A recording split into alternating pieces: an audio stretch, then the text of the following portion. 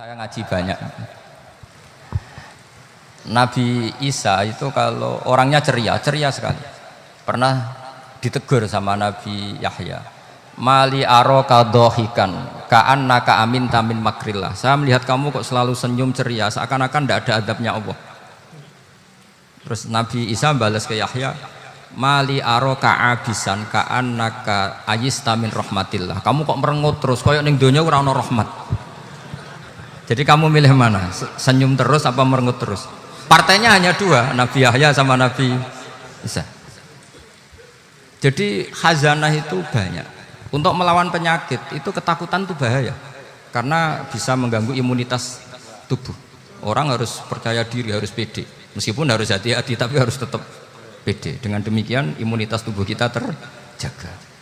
Jadi ya sudah seperti itu. Semua orang punya cara untuk menjaga diri masing-masing. Kemudian tentang Mbah Ahmad Siddiq, saya tahu banyak karena dulu saya masih ingat, ini sekaligus ijazah pada cucu-cucunya. Kalau sama anaknya tidak berani saya. Sama cucu-cucunya. Saya masih ingat Mbah Ahmad Siddiq itu sangat loyal sama yang namanya negara. Kita tahu beliau adalah termasuk orang yang bintang ketika Muktamar Situbondo, ketika NU pertama kali nerima asas tunggal yaitu Pancasila. Kayak apa ulama-ulama kita, ya mulai Mbah Ahmad Siddiq, Mbah Ali Maksum, Gus Dur, Mbah As'ad semuanya lah, termasuk Mbah Mun, semuanya loyal sama negara sehingga NU menerima asas tunggal. Itu saya masih ingat karena Bapak dulu perwakilan dari NU cabang Lasem. Beliau pernah ngundang Mbah Ahmad Siddiq di sini, zaman itu zaman Pak Dzufar ikut ngundang ke sini, bapak saya. Itu saya menangi beliau ngisi pengajian di hallnya buyut saya, Mbah Umar bin Arabi. Jadi saya ini zuriyahnya Mbah Umar bin Arabi sama dengan keluarganya Ki Hamid Pasuruan. Itu beliau cerita bahwa kemenangan Islam itu tidak harus kita yang menang kangelan. Kadang Allah bikin orang lain yang kangelan, kita yang ikut menang. Jadi dulu kata beliau banyak ulama ketika kita diserang Jepang.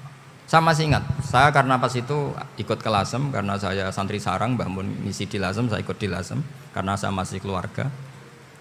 Itu ulama-ulama itu mimpi dibacakan ayat ghulibatir rum fi adnal ardi wa hum mim ba'di ghalabihim sayaghlibun fi bid'i sinin lillahil amru min qablu wa min ba'du wa yawma idzi yafrahul mu'minun. Itu dulu itu ada pertarungan besar antara kerajaan Romawi dan kerajaan Persia. Kita tahu Romawi itu Nasrani. Saya ulang lagi, Nasrani. Nasrani itu percaya adanya Allah, adanya Tuhan, dan percaya adanya kitab samawi. Sementara musuhnya itu Persia, orang yang tidak bertuhan, tidak berdasar kitab samawi. Ketika Persia mengalahkan Romawi itu orang Islam ikut susah. Karena terus dibully sama orang-orang kafir Mekah. Orang kafir Mekah adalah orang yang tidak punya kitab samawi. Katanya orang kafir Mekah, iku lho balamu. Jute duwe kitab, jarene di hubungan mbek langit, nyatane perang keok. Paling kon ya padha. Jadi ada analogi bahwa kalahnya orang Nasrani itu dianggap simbol kekalahan orang yang bertautan atau berhubungan dengan langit. Akhirnya orang Islam susah. Saking susahnya orang Islam sampai Abu Bakar itu tanya, ya Rasulullah, lalu orang Romawi menang itu kapan? Terus ada surat turun, fi bid'i sinin. Ya kira-kira 3. Abu Bakar pas itu belum alim-alim amat. Jadi ngartikan 3 itu ya 3 betul. Sehingga beliau masyhur itu. Cara Jawa totoan itu kimar. Pokoknya nanti Romawi pasti menang 3 tahun lagi. Akhirnya ketika datang itu taruhannya dengan 10 unta. Datang ke Rasulullah, Nabi menjelaskan, "Lho ndak. Bid'u itu mabena salas ilatis itu 3 sampai 9. Kamu jangan bilang 3.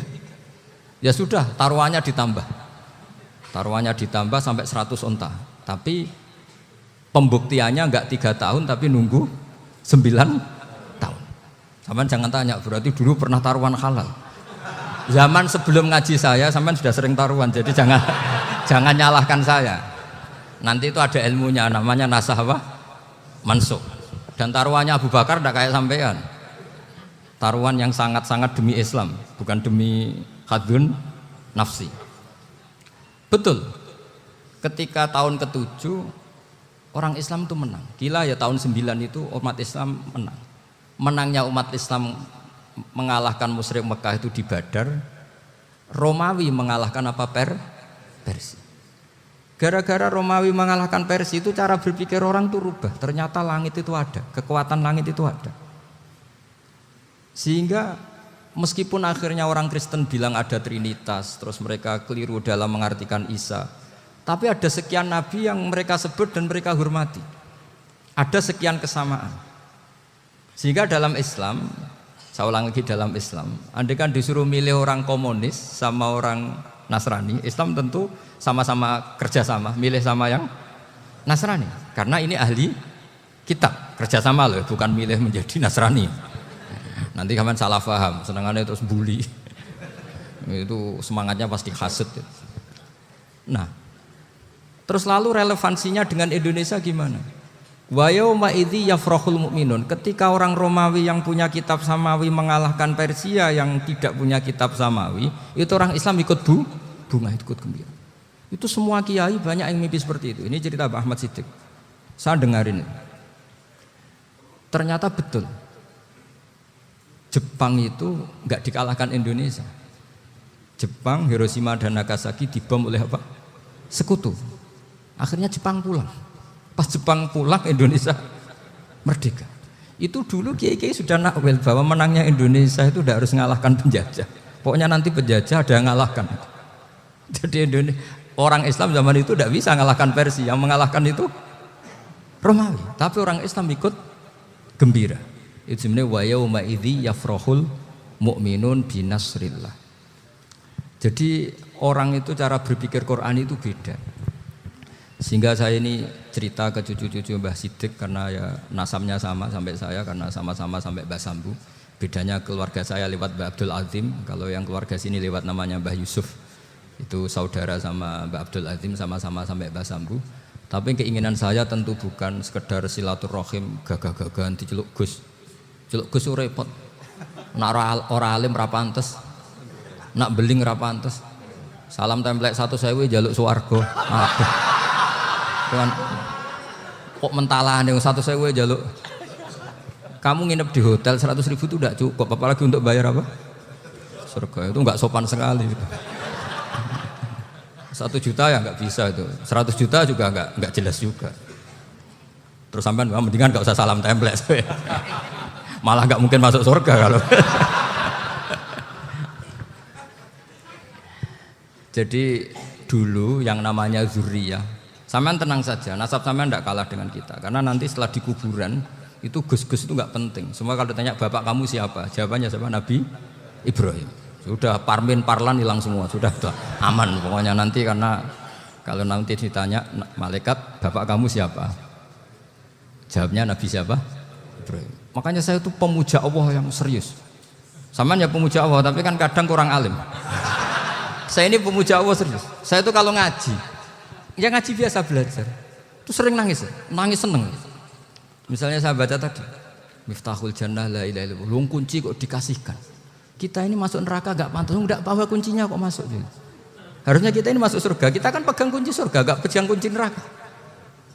Maka aneh kalau kamu masuk neraka itu aneh. Coba kita pegang kunci surga apa kunci neraka?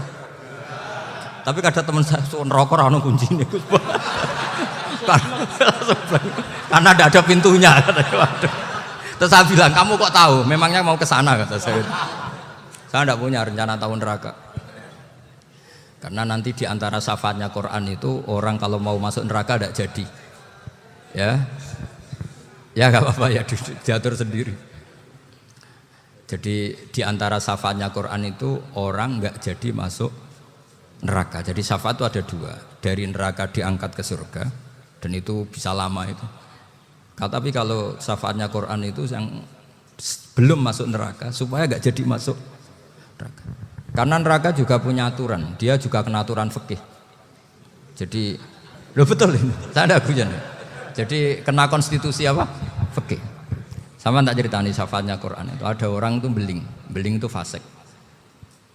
Itu dihafal surat Tabarok. Hafal betul. Tabarakalladzi biyadihil mulku wa huwa ala kulli syai'in qadir alladzi khalaqal mauta wal hayata. Pertanyaannya gini, boleh enggak orang menginjek surat Baqarah? Boleh enggak? Enggak.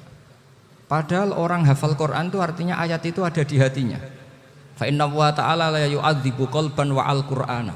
Allah tidak akan menyiksa hati yang menyimpan Quran, yang jadi flash disknya Quran, yang jadi rekaman Quran. Singkat cerita orang ini hafal. Pas ketemu Mungkar Nakir prosedur kan, ini orang fasik mau diantemin sama Mungkar Nakir. Prosedur ya, dia kan prosedur standar. Si surat Tabarok akhirnya menjelma jadi seseorang yang gagah berani. Kamu nggak boleh nyiksa orang ini. Saya ini kalamullah. Kalau kamu nyiksa dia berarti nyiksa saya. Kamu berani sama kalamullah. Wah ya tidak berani jadi Mungkar Nakir. Tapi orang itu nakal, harus saya gebukin. Tapi kata Quran tadi, tapi saya di situ pasti kena saya. Oh debat, nggak ada lajnahnya ini nggak ikut. Kalau Gus Firjon ikut jadi lajnah. Kalau jadi lajnah pasti kroninan. Kalau santrinya dimenangkan nanti. Akhirnya debat. Ya sudah kita ketemu Allah. Akhirnya Mungkar Nakir sama Quran tadi surat Tabarok datang. Sowan sama Allah. Terus kata Allah, memangnya kenapa Mungkar Nakir? Saya harus nyiksa dia karena dia fasik ya Allah. Memangnya kenapa surat Tabarok? Saya ada di situ. Menurut aturan orang tuh nggak boleh injak-injak Quran. Kalau dia nutuk saya, nutuk Quran, itu harus dikasih tahu fikihnya Mungkar Nakir. Akhirnya Allah ngendikan gini ke surat Tabarok. Ya sudah terserah kamu. Kalau terserah kula Gusti, Mungkar Nakir nggak boleh nyentuh orang ini. Ya sudah selamat. Sehingga terus itu sama baca di termasuk mujizatnya surat Tabarok di tafsir Ibnu Katsir banyak. Karena tadi logikanya malaikat itu juga kena aturan fikih. Sehingga banyak ulama termasuk Said Muhammad ngendikan pertanyaan Mungkar Nakir itu tidak semua orang kena. Kalau semua orang kena nanti kalau tanya Nabi Muhammad, waman Nabi Yuka. Kacau kan jawabnya. Nabi kamu siapa? Lu saya ini Nabi. Ya kan? Lah nanti kalau pas ketemu Nabi Ibrahim, waman Abuka. Jadi repot kan? Makanya ada kiai yang guyon kalau ditanya marab buka, saya ini guru tauhid sembrono. Saya ini ngajar Ummul Barohin, kamu tanya marab buka. Masyhur itu keramatnya Imam Malik itu. Ada Ashabu Malik, rajulun min ashabi Malik. Beliau ditanya Mungkar Nakir marab buka manabi buka. Imam Malik datang, ini seumur-umurnya itu ngajar tauhid. Kok kamu bedai enggak sopan kamu. Dan kita berharap barokah sampean ngaji nanti itu. Yes. Malaikat itu anak sungkane itu. Jadi ada. Dan saya meskipun guyon itu serius. Bedanya orang alim sama ndak itu di situ. Kalau orang alim itu guyon itu masih benar, masih serius. Coba saya bacakan ayatnya. Ala inna auliya Allahi la khaufun alaihim wa lahum yahzanun. Terus lahumul busyra fil hayatid dunya fil akhirah. Artinya kalau Mungkar Nakir dengan penampilan garang gitu, berarti ada ketakutan apa enggak? Ada, padahal ciri utama walinya Allah tidak ada ketakutan. Makanya itu termasuk dalilnya Sayyid Muhammad, tidak semua orang alami seperti itu karena wali-wali itu la khaufun alaihim wa lahum yahzanun. Wah anak kiai ketemu karena kerja buat tidur wedek. Iku rezeki ora kok pertanyaan itu, nak konan santri piye? Lho isen wis kiai dihanjuti Mungkar Nakir. Malu gak kira-kira? Mesti pelengahan konan santri piye? Nah jawabannya gampang karena pernah ngajar tauhid. Makanya Sayyidina Ali ini cerita ini ada di kitab Nurul Dholam. Sama lihat di kitab Nurul Dholam karangannya Syekh Nawawi Banten. Itu Sayyidina Ali itu ya, andekan orang biasa mungkin ya agak-agak hasut, tapi ini wali gak boleh kamu katakan hasut. Dia itu mangkal sama Umar. Orang kok setiap orang pernah dibentak. Apa dia berani bentak Mungkar Nakir? Penasaran dia. Bagaimana kerengnya Umar itu berlanjut enggak gitu kira-kira. Akhirnya minta, ya Allah saya minta kasyaf. Ya karena yang minta Sayyidina Ali karena mau wajah dituruti sama kasyaf. Dilihat Sayyidina Umar pas meninggal itu. Jadi hasud itu ya kadang penting asal baik. Loh betul bahasa Kanjeng Nabi kadang la hasada illa fisnaten. Itu Nabi bahasakan ya hasad. Gus Firson saja yang nafsirkan ghabtah itu kan gaya-gayanan sebagai ulama. Aslinya Nabi ngendikannya itu la hasada illa fisnaten. Ulama yang ganti itu namanya ghabtah. Wong Nabi sendiri nyebut hasad kok kamu tafsiri ghadab. Ya hasad ya. Hasad. Udah enggak usah ditakwil-takwil pokoknya gitu. Kalau sampean enggak percaya enggak apa-apa. Kok gitu aja kok repot. Karena sampean enggak percaya kemungkinannya dua. Satu enggak ngerti. Dua sama-sama alim. Kan dari awal kalau sama-sama alim kan laisa li alimin ayuqallida aliman akhor. Kita enggak perlu saling mengikuti. Ngapain hasud? Biasa aja. Akhirnya Sayyidina Ali kasar. Pas Umar bangun, setelah mati kan bangun, setelah meninggal bangun.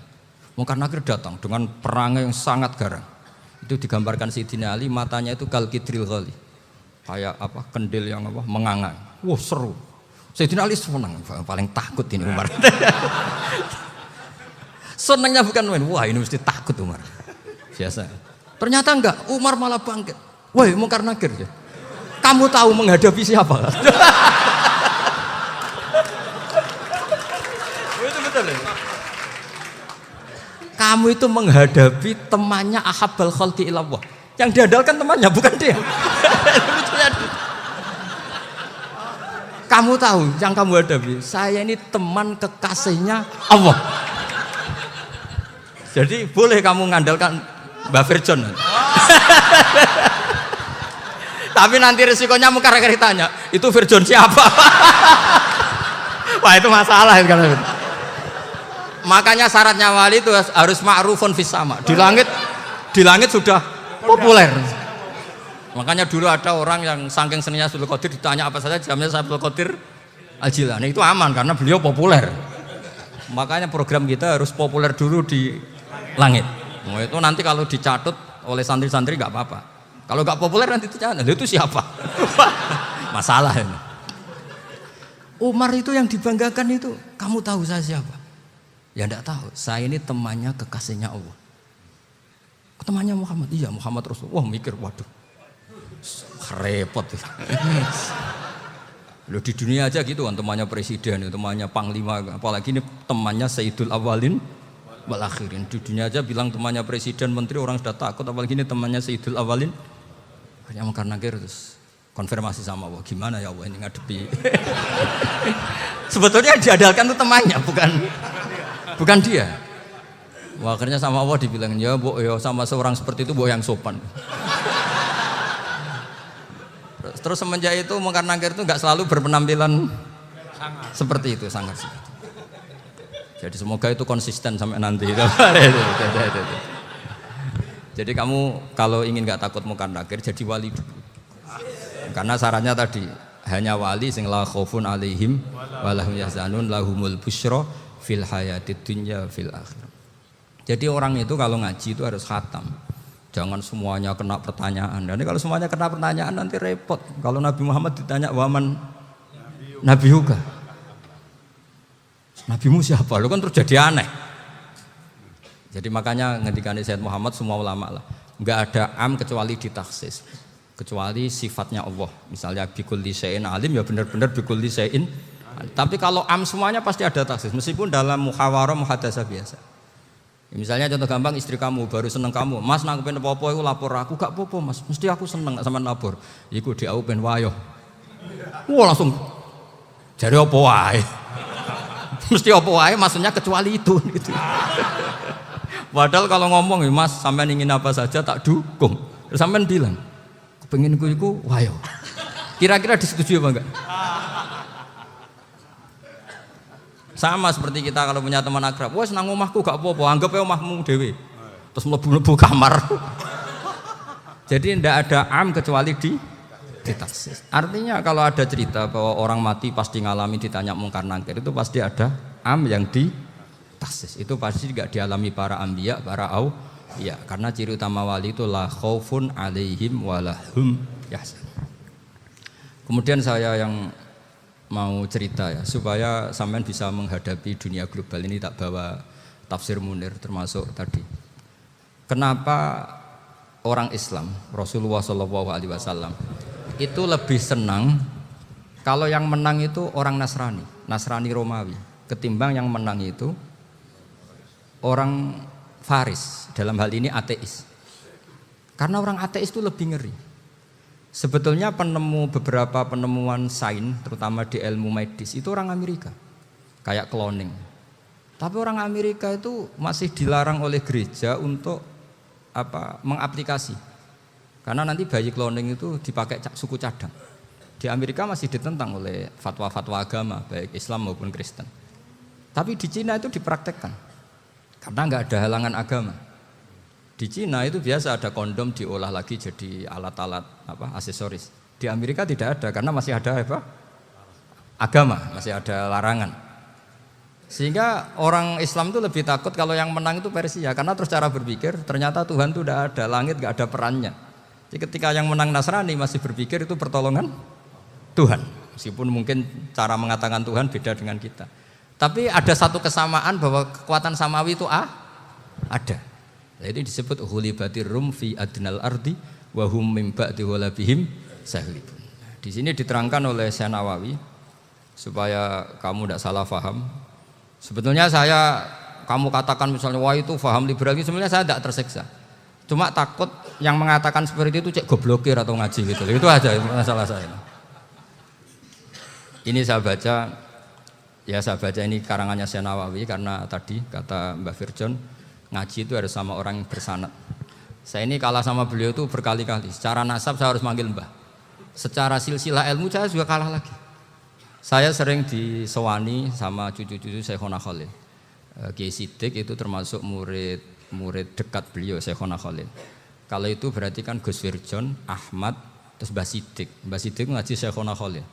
Syekhona Khalil itu pernah ngaji langsung sama Sayyid Zaini Tahlan. Berarti beliau dari Sayyid Zaini Tahlan itu baru generasi kelima. Sementara saya itu sudah ke-7 atau ke-6. Saya, Mbah Mun, Mbah Karim misalnya, Mbah Hashim, Mbah Mahfud Termas, Sayyid Abi Bakar Sato yang ngarangnya Anatul Thalibin, baru Sayyid Zaini Tahlan. Berarti saya ke-7, kalah lagi. Tapi untuk jadi wali biasanya cepat saya. Karena syaratnya jadi mbah itu ngalah demi putu. Jadi kalau beliau ngotot, saya dulu Gusti, saya mbahnya. Wah itu mbah yang nggak baik. Pasti jatahnya dikasihkan apa? Cucunya dulu. Makanya Abdul Muthalib itu orang yang dapat wangsit, tapi yang jadi nabi itu cucunya. Jadi dalil saya banyak. Sebenarnya Abdul Muthalib itu sudah sering dapat wangsit. Karena saya bahasakan wahyu, nabi yang protes, enggak nabi kok dapat wahyu. Tapi sebetulnya Abdul Muthalib itu masyhur. Kalimat-kalimatnya menunjukkan bahwa beliau itu sudah dapat wahyu kalau nanti cucunya itu jadi nabi. Makanya senangnya bukan main Abdul Muthalib sama Rasulullah. Putu seneng, mbah seneng putu. Jadi mungkin, jadi sampean enggak usah protes loh. Ya, yang jadi wali kok cucunya. Dulu betul. Dulu Mbah Hamid Pasuruan itu kalau Mbah Ahmad Siddiq ke sana, Mbah Hamid Pasuruan kalau manggil Mbah Ahmad Siddiq itu paman. Tapi pamannya minta ijazah ke ponaan. Apa ya gara-gara itu memang. Kalau itu masih berlaku apa? Ngalah tadi. Kayaknya masih hawane masih. Hawane masih. Karena melihat tren-tren langit masih gitu kayaknya masih. Masih itu. Ya, tapi mbahnya tetap dapat jatah, tenang saja nanti. Tapi memang sebaiknya mbah itu legowo. Rasulullah Muhammad SAW itu terkenal min dzurriyyati Ibrahim. Tapi kata Rasulullah, ana dakwatu Ibrahim wa bisyaratu Isa. Aku nganti ngene iki barokah dongane Nabi siapa? Ibrahim. Jadi dongane Nabi Ibrahim ya tiba teng putu. Jadi banyak bukti bahwa jatuhnya ke putu gitu. Tadi saya di kamar sama beliau berduaan. Nih Mbah sing dadi wali di sini, aku wae Mbah. Cocokan tadi. Nah, kenapa saya akhir-akhir ini gulirkan daftar wali? Kenapa? Saya ini resah ya, orang sudah ingin dicintai pejabat, dicintai tetangga, dicintai teman. Tapi kadang-kadang orang lupa lagi dicintai apa. Makanya saya meskipun guyon, tapi ini amdan, bukan sahwan. Supaya orang punya cita-cita lagi jadi wali, ingin dicintai Allah. Kita ini terlalu lama ingin dicintai makhluk. Mbok ya naik kelas sedikit lah. Ingin dicintai Allah Subhanahu wa Ta'ala. Meskipun saya guyon, tapi tadi guyon saya tuh lebih serius ketimbang serius Anda. Karena tak pikir.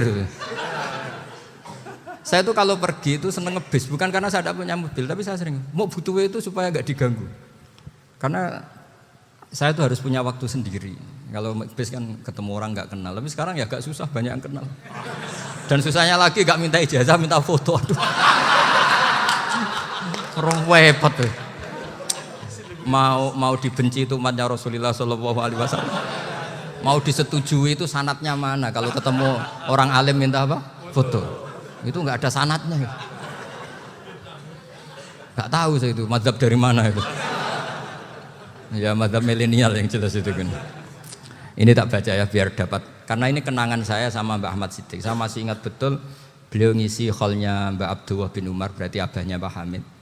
Karena mbah saya itu Fatimah binti Khalid bin Umar, kalau Mbah Hamid itu Hamid bin Abdullah bin Umar. Itu saya masih ingat betul zaman itu Mbah Hamid setiap hall di Lasem itu rawuh dan saya derek mbah saya karena masih misanan datang ke Lasem. Itu beliau pas itu ngisi sama Mbah Mun. Mbah Mun masih muda, Ki Ahmad Siddiq sepuh senior. Itu beliau cerita bahwa dulu ketika Indonesia dijajah Jepang itu para kiai mimpi dibacakan ayat Ghulibatir Rum fi adnal ardi wa hum min ba'di ghalabihim salim. Terus ada kiai yang tanya, takwilannya gimana? Ya nanti Jepang pulang bukan karena kita yang mengalahkan, tapi Jepang ada yang mengalahkan sendiri, meskipun tidak kita.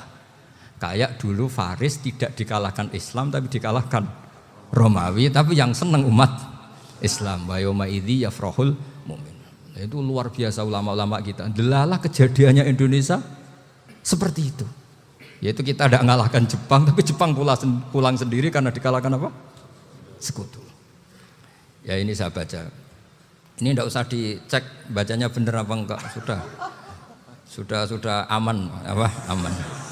Karena kalau saya salah itu ya sengaja. Artinya ya sengaja, ya biasa maksudnya. Saya kemarin ngisi di Pondok Peloso, di Pondok Al Munawir Jogja. Salah itu ada dua, ada salah yang memang benar-benar salah. Itu enggak apa-apa, bisa dimakfu. Karena mesti sangke wong goblok salah yang terus itu. Ada salah bawaan ilmu, itu repot tuh dadaninnya. Karena misalnya kita yang biasa belajar qiraah sabah wayah sibuhu, mesti diulang lagi wayah sabuhu. Karena qiraahnya Imam Asim itu hasibah yah sabu bi fathis sin. Sementara kita kalau ngaji kitab kulino yahsibu. Sehingga kita yang biasa belajar sabah itu kalau baca kitab itu kayak orang bingung. Kadang-kadang yang ngaji juga bingung, Gus Pak mocok di bulan pilih. Ya tepat-tepatan. Ada yang mengatakan Gus Pak bingung, ada yang mengatakan Gus Pak alim alamah. Ya tepat-tepatan nasib tadi. Karena memang ya sab'ah memang seperti itu. Misalnya kufuan itu Imam Asim baca kufuan. Tapi beliau punya murid namanya Syu'bah. Itu kalau baca kuf'an. Makanya kita itu, ini kan khataman Quran ya. Jadi saya menyinggung sedikit tentang qiraah sab'ah. Tadi beliau juga sudah tak kasih kitab saya Hifdzuna Liyadal Mustaf. Sama tak ajari latihan sab'ah. Memang angel ya. Makanya yang nggak bisa itu wong pinter. Sudah tahu angel ya nggak usah diteruskan kan. Orang menghindari barang angel itu pinter apa goblok? Pinter. Berarti wong goblok pinter. Saya tuh makanya sama orang goblok tuh respect. Jadi orang alim tuh angel apa gampang? Angel. Menghindari barang angel pinter apa goblok? Loh, orang menghindari barang angel pinter apa goblok? Pinter. Berarti wong goblok pinter. Jadi saya sama orang-orang goblok itu respect. Sudah tahu jadi orang alim angel ya barang angel ya harus dihindari. Makanya saya ini insya Allah umatnya Nabi yang termasuk yang terbaik. Amin. Karena mencintai umatnya Nabi termasuk yang goblok. Waduh, itu tidak gampang itu. Ya, karena tadi sudah tahu ya. Seperti itu loh orang naik panjat pinang itu yang naik karena ingin hadiah. Yang nonton sudah tahu wah licin kok dinaikin mau keplodok ya. Tapi orang sepakat yang nonton juga pinter karena sudah tahu ribet kok. Tuku yang pasar kena lah apa mana. Sama juga gitu. Ngalim tafsir angel, ngalim fikih angel. Tak karek ngaji ngerekam kan gampang. Itu pinter apa goblok? Pinter. Iya. Makanya kula niku mbok burohno ngono tok. Saya tadi dinasihati Mbak Firjon muga-muga hati saya selamat. Saya itu meskipun kata orang banyak, muhibin saya banyak, tapi saya insya Allah tidak riya. Saya itu pakai kitab namanya Tasbitul Fuad, itu karangannya Said Abdul Al-Haddad. Ketika beliau punya muhibin banyak ditanya, bagaimana ya Habib Anda menjaga hati Anda? Jamnya Said Abdul Al-Haddad itu unik. Innama azzamu Allah. Mereka itu sebenarnya menghormati Allah. Cuma butuh sarana, dan itu saya. Jadi saya tahu sampean semua itu mencintai Quran, mencintai sunnah Rasul, mencintai hadis-hadis Rasul. Cuma sampean kan karena nggak paham, terus manfaatkan saya. Jadi sebenarnya saya ini korban. Gitu. Korban. Jadi saya mau riak gimana? Korban kok mau. Bangganya di mana tuh? Coba sampean misalnya ngaji tafsir, belajar sendiri kan susah. Terkibnya susah, maknanya susah. Bahkan beli kitabnya kadang tidak kuat. Loh, untuk jadi alim tafsir itu kan harus beli kitab. Loh, saya sering belajar kitab itu jutaan. Tafsir Tobari, saya pernah beli kitab Fakhrur Razi itu berapa coba? 27 jilid. Karangannya Fakhrur, belum karangannya ulama modern, Imam Sa'rawi. Itu berapa jilid? Itu jutaan.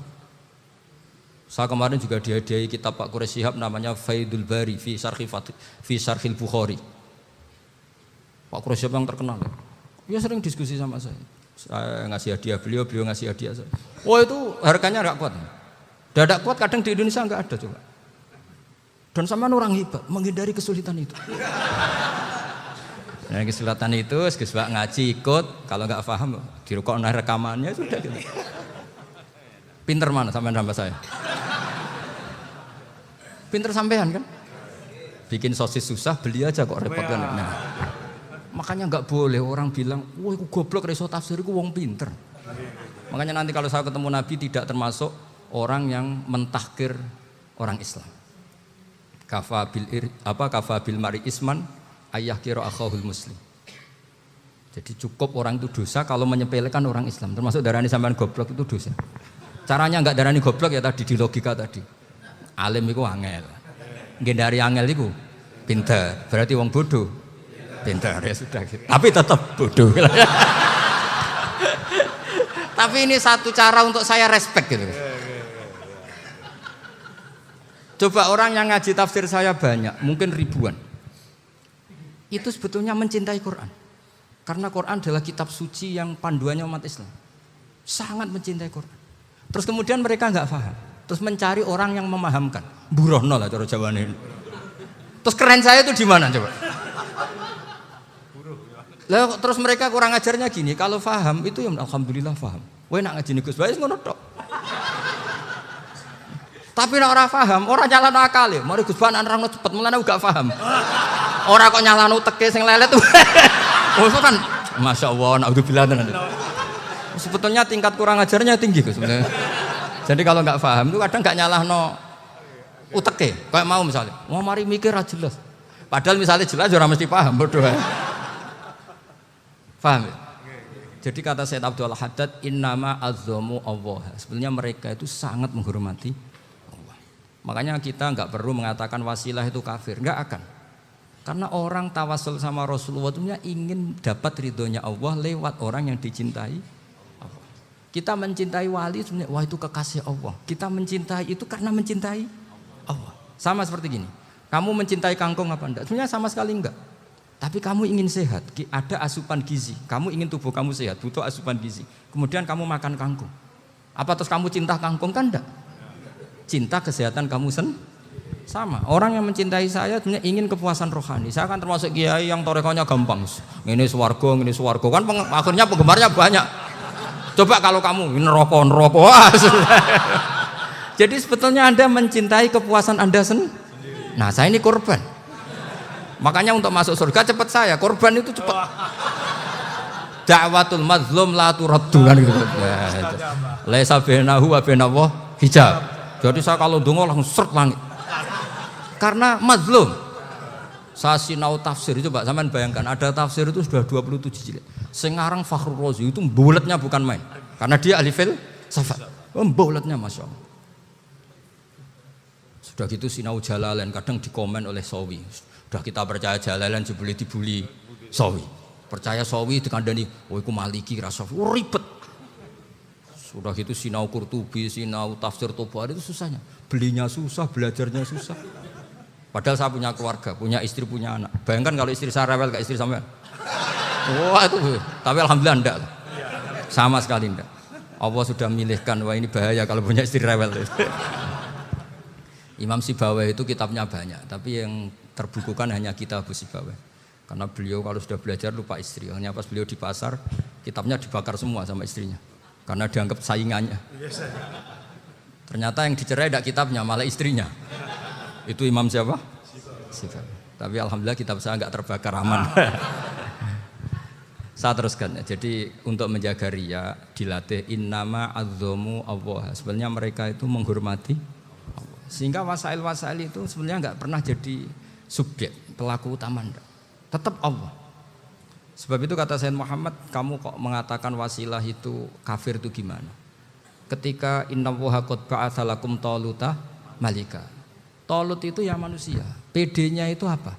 Inna ayata mulkihi ayyatiyakumut tabut fihi sakinatum mir rabbikum wa baqiyatum mimma taraka alu Musa wa alu Haruna tahmiluhul malaika. Jadi beliau PD itu kalau bawa sunduk semacam peti sakti, sing di situ ada baqiyatum mimma taraka alu Musa wa alu Haruna tahmiluhul malaika. Ya kayak semacam jimat. Tapi saya bukan mensyariatkan jimat enggak, karena nanti banyak penjual yang pembohong juga gitu loh. Cuma cerita, kamu tidak usah mengatakan kafir. Dulu Talut PD-nya kalau bawa sunduk semacam peti kesaktian yang di situ ada baqiyatum mimma taraka alu Musa wa alu Haruna tahmiluhul malaika. Sehingga Khalid bin Walid meskipun beliau sahabat dan menyaksikan wajah Rasulullah sallallahu alaihi wasallam, itu bawa sya'aratun min sya'aratihi Rasulullah sallallahu alaihi wasallam, bawa rambutnya Nabi. Perang kemana-mana itu diletakkan di pecinya. Nanti sama tanya lagi, masa pakai peci Khalid bin Walid ini? Wah panjang itu sampean itu repot. Sampean tak warai ngaji usul fikih. Usul fikih itu kalau ngaji itu ada istilah tangkihul manat. Ini mesti wilayah yang kita bisa berdebat sama Mbah Firjon. Dulu itu musuh saya karena saya makili Anwar, beliau makili Peloso. Tapi tahu-tahu kalah tua terus saya mengundurkan diri. Di fikih itu ada istilah, ada tangkihul manat, ada tahqiqul manat, ada tangkihul manat. Tangkih itu kira-kira gini, lafadz hadis itu dibuang sekian. Untuk tahu bahwa itu madarul hukmi. Misalnya gini, tak beri contoh paling gampang. Sama harus paham, kalau nggak paham nggak pinter-pinter. Ja'a a'rabiyun ila Rasulillah sallallahu alaihi wasallam. Ya karena ini menghormati Mbah Ahmad Siddiq, saya orang alim, jadi ngaji ini tetap ada suasana alim. Ya harus ada suasana alim. Nggak perlu jadi orang alim tadi susah. Sudah ngedari susah itu pintar. Sudah itu aja. Jadi orang alim susah, ngedari barang susah pintar. Berarti orang tidak alim pintar. Nah, meskipun tetap sudah itu pegangi sampai mati nanti. Loh, jadi orang alim itu repot. Itu kata Imam Ghazali, kalau orang alim kalau mau masuk surga itu sama Allah nggak boleh. Kif, kamu nggak boleh langsung masuk surga. Coba cari umat kamu, syafaati dulu. Nah, saya takut nyari sampean nggak bisa kembali. Saya tidak punya rencana itu. Pokoknya mau masuk. Boleh sampean kuaduan. Aduan balik raroh deh, wah repot nanti saya. Berat jadi orang alim itu berat. Ya saya teruskan ya. Ada tangkihul manat. Ja'a a'rabiyun ila Rasulillah sallallahu alaihi wasallam. Faqala ahlaktu wa ma ahlakaka qal waqa'tu imraati fi nahari Ramadan. Ya dan kita saya ini rusak ya Rasulullah. Kenapa? Karena saya menjima istri saya fi nahari Ramadan. Terus kata Nabi, kamu harus bayar kafarah. Napa Nabi kafarah? Puasa 2 bulan. Wong baru 1 hari aja terjadi gitu kok disuruh puasa 2 bulan. Ya tidak kuat ya Rasulullah. Baru berapa hari saya puasa aja kecelakaan seperti itu. Apalagi kalau sampai 2 bulan. Enggak ya Rasulullah. Ya sudah kalau gitu kamu pertama ngasih makan apa? Itqu raqabah kan, pertama merdekakan budak. Tapi kan sekarang enggak ada budak makanya terus sekarang langsung puasa. Wah ini enggak bisa semua. Ya sudah ngasih makan orang 60. Kasihkan siapa ya Rasul? Ya orang fakir. Saya ini paling fakir. Di kampung saya ini orang paling fakir. Jadi mulai dulu orang fakir itu hubungan suami istri itu paling lancar mulai dulu. Makanya orang fakir itu anaknya banyak. Karena hiburannya hanya itu. Wong Ramadan aja. Coba mau ke ATM nggak punya uang, mau antri di bank nggak punya, mau apa coba? Itu mulai dulu. Ini sanatnya mutasil. Wah, akhirnya sudah sanksinya kan tadi ya itqu raqabah atau puasa 2 bulan berturut-turut atau ngasih makan 60 orang miskin. Lalu kata ahli usul fikih, kata a'rabi dibuang, nggak menjadi catatan hukum. Orang kota pun kalau melakukan itu juga kena sanksi yang sama. Imro'atau juga dibuang. Andai kan itu dilakukan untuk amatnya juga ketentuannya sama. Nah sekarang perdebatan antara Imam Syafi'i dan Imam Malik begini. Sekarang pertanyaan gini, jima istri itu hukumnya boleh apa haram? Boleh kan? Lalu kalau ada orang tanpa udzur kemudian makan siang-siang, cara Imam Malik hukumnya sama, harus kena sanksi yang sama. Karena sama-sama hadku hurmati Ramadan bi ghairi udzrin syar'iyyin. Sama-sama merusak hukum Ramadan tanpa udzur syar'i. Lu jima itu tidak zina. Kan hukumnya jaiz. Nah, sekarang makan hukumnya jaiz, harusnya juga kena ketentuan yang sama. Cara pikirannya Imam Malik. Nah, alhamdulillah Imam Syafi'i gak setuju. Wah, cara setuju repot. Bahkan orang-orang Syafi'i sudah punya khilaf, kalau gitu minum dulu. Iya, biar enggak kena. Iya, biar iftarnya pakai minum. Setelah minum baru jima kan. Iya. Ini sudah menyiapkan khilafnya. ini khas Syafi'i ini, bongsong rekayasa hukum. Nanti bisa belajar jauh cara ngakali hukum. Makanya guyonan yang masyhur Gus Dur itu gitu. Ada seorang kiai atau Gus lah, ya punya salah, namanya manusia kan punya salah, entah cangkruk entah apa, pokoknya punya salah. Ada wartawan yang ngiranya semua kiai itu orang suci, sehingga tanya sama Gus Dur, Gus itu ada kiai kok, ya pokoknya salah lah. Tapi jangan bayangkan dosa besar, enggak, kecil-kecil aja. Itu gimana itu? Padahal kiai kan orang suci. Jawabnya Gus Dur lucu. Ya justru yang boleh salah itu para kiai, kalau kamu nggak boleh. Loh kok bisa Gus? Karena mereka tahu caranya tobat. Repot. Kalau kamu nggak tahu caranya, sama pelanggaran hukum itu ya harus pakar-pakar hukum. Ya. Itu yang tahu caranya rekayasa. Kalau kamu ya kena pasal kan ya. Jadi kamu jangan niru saya. Saya ini punya sekian cara untuk kembali. Nah, itu namanya khilaf. Makanya kata Sayyid Muhammad, kamu tidak usah anti khilaf. Karena Abu Hanifah itu membolehkan khilaf. Kitabul khiyal. Yang penting kamu soleh dulu. Setelah soleh nanti Allah maklumi. Soleh dulu, syaratnya soleh dulu. Kalau tidak soleh jangan. Contohnya gini, ada orang mau puasa lemes sekali, mau makan. Gampang. Kalau langsung makan kan kayak hadku hormati Ramadan biwari udrin sarian. Aku langsung mau jembera sowan Mbah Firjon. Sudah status saya apa? Musafir. Ya sudah, berangkat aja sampai Tuban makan. Nanti kalau nggak jadi ya nggak apa-apa sudah. Kan mulai pergi sudah musafir. Saya tidak tahu nanti malaikat tertarik gebuki nggak tahu. Tapi itu ada khilafnya. Asal soleh lah. Karena kata Sayyid Muhammad dan semua kitab mengatakan itu. Kalau sama nggak tahu ya kebablasan. Nabi Ayub, yang nabi yang terkenal Gudiken itu siapa? Ayub ya. Nah, itu yang Israiliyatnya kan seru lah. Gudiken dikukur bek kreweng itu terlalu lah kalau itu. Untuk kreweng konti ning Arab ora ono kreweng itu sudah masalah itu. Singkat cerita, Nabi Ayub ketika diasingkan kaumnya itu kan nggak punya sumber makanan. Lah orang lelaki itu mulai dulu egois. Istrinya Nabi Ayub itu cantik sekali, udah cantik, rambutnya bagus. Makanya kamu nggak usah tanya kenapa istrinya kayak banyak yang cantik. Ya, nah warasatul anbiya, nggak boleh mungkin. Kalau nggak cantik ya warasatul anbiya dari segi balak. Istrinya Nabi itu semuanya cantik. Nggak usah tanya sebabnya apa, pokoknya gitu, semuanya cantik. Singkat cerita, beberapa kali istrinya Nabi Ayub itu kerja demi bisa nafkahi Nabi siapa? Suatu saat itu tidak ada pekerjaan yang cukup untuk beli roti. Satu-satunya peluang dapat rezeki itu putrinya raja itu rambutnya berondoli. Terus ada sayembara siapa yang rambutnya bagus mau dibeli. Sampai rambutnya istrinya Nabi Ayub itu dijual. Nabi Ayub tersinggung karena itu mengurangi kecantikan. Jadi lelaki mulai dulu gitu. Udah nggak urun kalau istrinya nggak cantik itu komplain. Itu khasnya lelaki. Jadi kalau kamu gitu ada sanadnya juga, tenang saja ya. Komplain ya pegawaian itu. Saking mangkelnya Nabi Ayub terus ngendikan la adriban naki mi'ata sautin. Kamu akan saya pukuli dengan mi'ata sautin atau dengan 100 cambukan.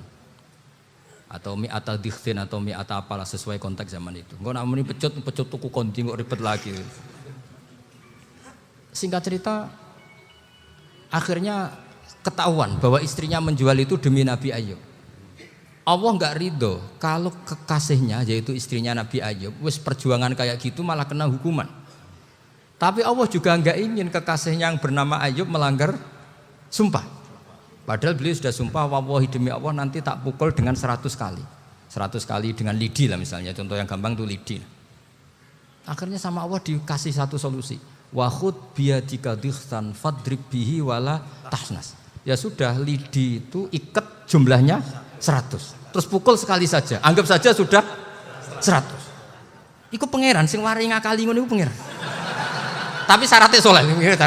Syaratnya soleh. Jadi kalau kamu anti khilaf berarti anti ajarannya Allah di ayat itu. Wa khud biyadika dikhsan fadrib bihi wala tahnas. Itu dulu ada, ini cerita di Ithaf. Ini cerita terakhir, ini sudah, sama jangan nama sudah. Terus pengumuman tadi, yang enggak pernah sepuh ngutang saya itu haram tadi. Karena tadi saya punya kewajiban di rumah yang bisa menggugurkan ya kewajiban yang lebih besar. Lebih besar itu ya tadi, bisa pernah guru, pernah sepuh. Yang jelas enggak umur. Umur sampean menang kabeh itu. Tua-tua ini serepot itu. Ada raja itu ganteng kaya, senengannya nikah perawan cantik. Itu semua kampung mesti kenal. Mungkin digilir atau gimana pokoknya. Suatu saat ada pemuda suka sama perempuan yang di kampungnya, cantik sekali. Kemudian pemuda ini ternyata pekerja di kerajaan itu. Tiap hari ditanya, wah itu yang di kamu yang cantik siapa? Mau saya nikahin gini.